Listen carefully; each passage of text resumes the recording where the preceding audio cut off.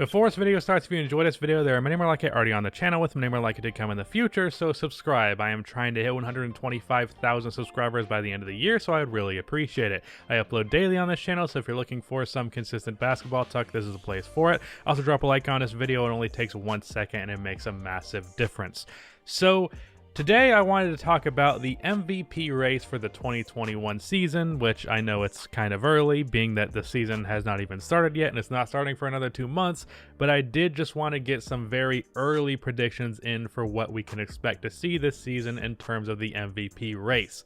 So there are a couple of guys that I want to put a particular focus on in this video. Obviously, I have to highlight the two main guys of this most previous MVP race, which was Giannis and LeBron. To me, it shouldn't have been a race at all, and it ended up not really being that, as Giannis was the clear-cut MVP. Then there was LeBron James behind him, and then there really was not a third guy this year when there almost always is. I guess you could say it was James Harden, but not really. Outside of that, there are guys that I think are going to be in this race this year that were not. The main two being Steph Curry as well as Luka Doncic. But outside of that, the other guys that could potentially be in this conversation, if Kevin Durant came back and he was fully healthy and he just was really a man on a mission to prove himself this year, I could see him being in MVP conversations. Kawhi Leonard, not someone who tries enough in the regular season for me to ever really speculate him winning an MVP award. Damian Lillard would have to do something ridiculous, like get the Blazers to a top 2 seed while averaging 30 points a game in order for him to be in that conversation. Nikola Jokic, I think, just does not average enough points per game and really probably never will average enough points per game to be in that conversation, unfortunately. Jimmy Butler doesn't put enough of regular season stats, even if after these playoffs there are going to be a lot of people watching him next season. After that, who am I missing?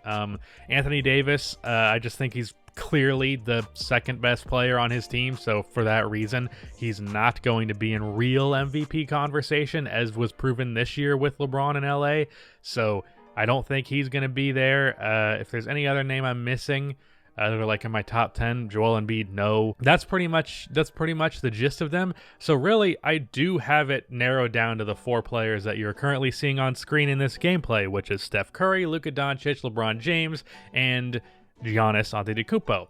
Giannis, I think, is the first guy we can eliminate here. Due to him being a 2-time MVP and it being incredibly rare to three-peat as an MVP on top of voter fatigue, I'm going to go ahead and say that Giannis is probably not winning the 2021 MVP. On top of the fact that he's won it 2 times in a row, the fact that he was exposed in the playoffs 2 times in a row on top of that, I think is going to keep people from wanting to continue to hand Giannis these regular season awards, because even though the playoffs do not impact the regular season MVP in terms of each year, over the long term, that can build a reputation for a player that would impact that MVP through the playoffs, kind of in a more longer term sense. So it's for that reason, and the fact that he's a 2-time MVP already consecutively, that I do not believe Giannis is going to win the MVP this year. Voter fatigue is a hell of a thing, and it's unfortunate that it impacts this award, but it does. Next up, let's talk about our big 3 here between LeBron James, Luka Doncic, and Steph Curry. Now, a name that I think might surprise a couple of people with this video is Luka. He, I believe, is going to have all of the narrative things pulling in his direction. He is also going to have all the numbers that you could dream of. What's going to be the biggest factor in Luka's MVP race is whether or not the Mavericks are a top 3 seed in the Western Conference.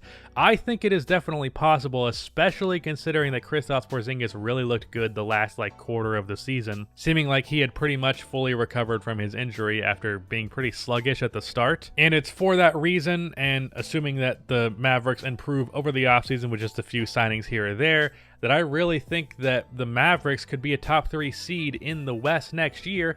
And on top of that, because we know Luka is going to have the numbers and we know Luka is going to have the hype, it's definitely possible. I could see Luka averaging similar stats to what he did last year.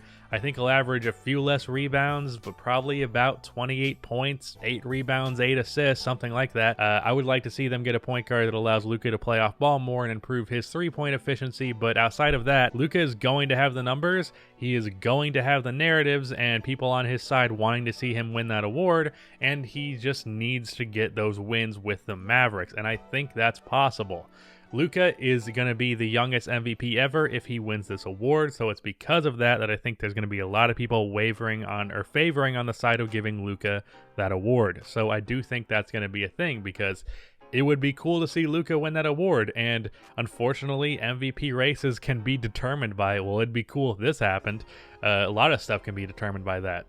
But next, LeBron James. If I had to choose between who this race would be between, it would probably be Luka and Steph, because LeBron, I think, is going to have a relatively similar season to what he did previous, except he's not going to start off this season as slow, but he's also not going to have the heights that he did at the end of the previous season. So basically what happened this year was for pretty much 75% of the year, Giannis was clear-cut the MVP, and then LeBron started going off, and then people were like, well, wait a minute, what if we could force this award to LeBron because everyone loves LeBron? But that was stupid. But I think LeBron's just going to have a more consistent product next season. On top of that, I think as the years are going to go on with him and Anthony Davis, he's going to gradually take less and less shots and have Anthony Davis be more and more of a focal point. And for that reason, I think LeBron is just going to have another really great season that is partially coasting on his part, especially after winning a championship. And I just don't think he's going to really be there. He's probably going to be the clear third guy. Steph, he's probably the other guy who has some very strong narrative reasons pushing for him to win this award. Also, I should point out the narrative elements of LeBron's, because the fact that he just won this championship and he has a very high chance of winning yet another one next year, and the GOAT debate is picking up steam once more, as it does pretty much anytime LeBron does anything. I wouldn't be shocked if there were people in the media that wanted to give LeBron that MVP so that he could further his resume in the GOAT debate, but that I don't think is going to get him the award single-handedly by any means. After that, so for Steph Curry, I think this is like a return of the king, reminder of what was with Steph. Him winning his MVP in 2016 was, like, in my opinion, the greatest offensive season in NBA history. And honestly, it's not much of a competition. Like, I don't think any player has ever positively impacted offense more than Steph Curry did in 2016. From a team perspective and individually, shooting 50, 45, 90, averaging 30 points per game, shooting 10 threes a game. I think it was 11 actually. Like, it's just absurd what he did in 2016. And I think if he could repeat something close to that, at least like 85% as good as what that season was, he could win it once more, especially if the Warriors are a very good team. I just released a video 2 days ago about what the Warriors should do to rebuild their team, but I'm also in the situation where they don't orchestrate everything perfectly. I would certainly not be surprised if the Warriors were more like a 5th seed in the Western Conference, just because the actual depth of that roster, if they don't do a good job of addressing it, it's really problematic. And as good as Steph is, as good as Clay is, and as pretty solid as Draymond is, Draymond's not what he used to be, I don't think that's good enough to be like a 65-win team anymore, alone. On top of that, back when they were a 65-win team previous to Kevin Durant, and obviously a 74-win team or 73-win team, they had incredible depth on those teams, so they don't have that now. So I do not think that the Warriors are going to be a clear-cut, like, top 3 seed by any stretch if they don't address their depth. But if they do, and the Warriors are in a good enough position to get a really good record, and Steph has a season like he did in 2016, then he would definitely be my pick to win that award, especially because Steph is one of the most popular players in the league. We haven't seen him play basketball, and we've only seen him play like 5 games in a year, which is a long ass time, and more like a year and a half actually. And because of that, I think there's going to be a lot of hype around Steph being back, and Steph being back on top like he was a couple of years ago before Kevin Durant had to come in and kind of make the Warriors lame.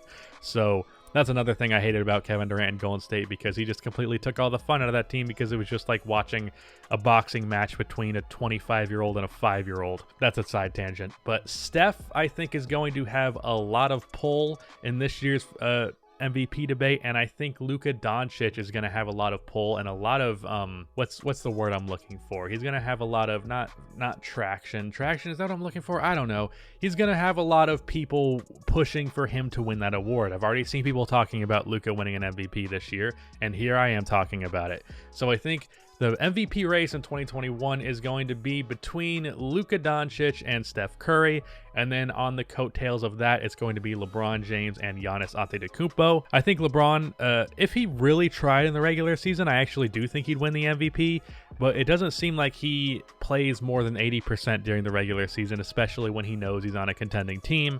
So for that reason, don't think he gets it.